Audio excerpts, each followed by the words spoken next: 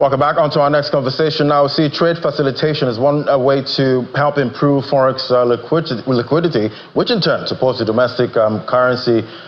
Free trade zones, we see they remitted about 11 trillion naira to the Federation account as of October 2023, but some experts believe it could be more. Let's discuss the prospects for free trade areas in Nigeria. Joining me for this conversation is Dinesh Rathi, he's the CEO, Lagos Free Zone. Join us via Zoom. Great to have you on the show.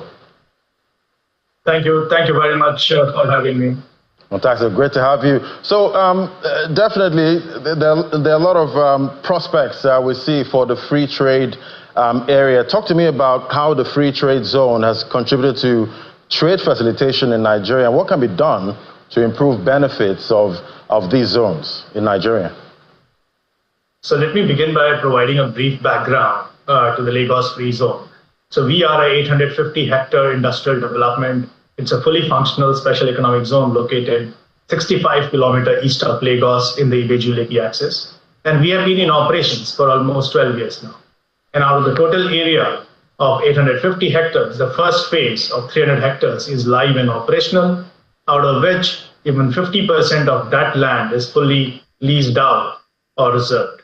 And our vision is to become the preferred industrial and logistics hub of West Africa by offering world-class infrastructure, facilities, and services. And we are the sponsors, project sponsors of Lekki Port. We work together with China Harbour, Lagos State Government, and Nigeria Ports Authority to put together the Lekki Port project, which is fully operational as well over the last 14 months.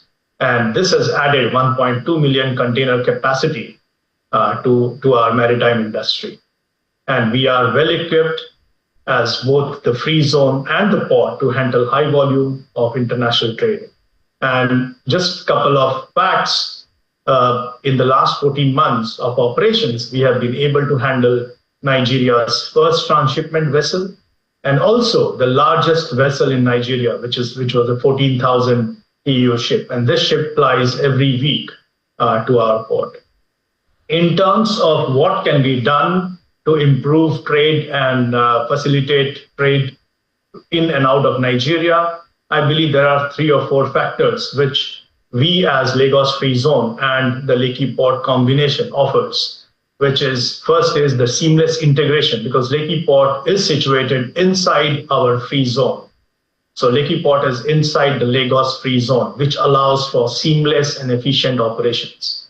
The second is the easy access to world-class infrastructure, facilities, and services, which are very important for trade operators inside Lagos Free Zone. And then the third, which is the regulation, and which allows for setting up a one-stop shop. So Nigeria Export Processing Zones Authority, which is our key regulator, works along with other agencies of federal government like the Customs Service, Nigeria Immigration Service, and DSS, Nigeria Police Force, to provide a one-stop shop facilities. NAVDAC as well is also there in our zone. And then the fourth and very important aspect is a 24/7 power and security, which helps people to operate without any kind of trouble. So all of this is helping them to operate in a very, very competitive way and in line with the global cost environment. All right. So definitely, I know a lot of businesses would like to actually do business, within these zones. Talk to me about entry, into free zones to actually do business there. How affordable is it? I've heard some complaints about the high cost of entry. Well, people have to understand that, it's a one-stop shop. You get all the facilities, all the ingredients of operating a business are present there. So whether it is a warehousing facility, an office space, a housing facility, power, security, everything is there. So all of it does take a little bit of cost to operate. But then to operate in a very, very hassle-free manner, I believe the cost which gets paid is quite low. So, if you compare the cost-benefit analysis, I believe in the long run, it does pay off. And moreover, there are fiscal advantages of locating your business inside a free zone, which the federal government of Nigeria has been magnanimous enough to operate this framework over the last 30 plus years. And they have stood true to it. The one-stop shop, which is wherein all the agencies work in a very cohesive way to facilitate trade and commerce, also is another key factor why companies are looking for operating inside a free zone. All right, we're talking about the Naira earlier on the show, and yes, it wasn't really a good performance for the first half of 2024. But talk to me about how currency volatility has impacted businesses in the free zones. So all the free zones within Nigeria, they operate in the Nigerian context and are not really insulated from what's happening around us on the currency front. So there has been challenges on the cost management side. It has been difficult to predict cost, and therefore the planning just takes a beating. And for businesses that really depend on imported raw material, they are now facing increased cost of those materials. The second is the inflationary pressures, which this currency volatility has led to reduce consumer spend. And that means the production levels of the business operators inside the zones has actually come down. And of course, when you have these kind of environment with high inflation, where the consumer demand has kind of slowed down, the investment and financing aspect of putting up growth capital behind growing your production capacity and investing in newer assets also, slows down. So people have postponed these decisions. Despite that, we are very, very pleased that at least Lagos Free Zone, we are signing up new companies.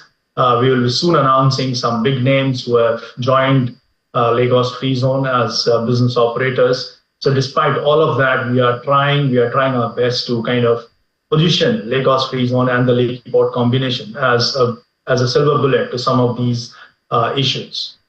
And definitely, we hope we get more exports out of these ports going forward. Thank you so much. It was great having you on the show, Mr. Dinesh Rathi, CEO, Lagos Free Zone. Thank you so much.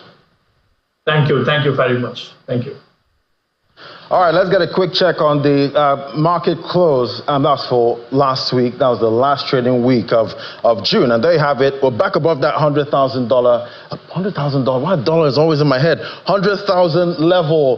This was 0.32%. That's for the all-share index. And we see the equity cap, 56.6 trillion. Let's look at the volume there traded. We see that was down about 19.8%, 2.65 billion units as was traded, valued at 49 billion for the week. And definitely we know for the first half, the market is up, the all-share index up about 3%. So who knows what's going to happen next going into the second half of 2024. Let's look at the sectors there. Banking, insurance, oil and gas. Those were the ones in the green with a big move there for the oil and gas counter, 5.71%.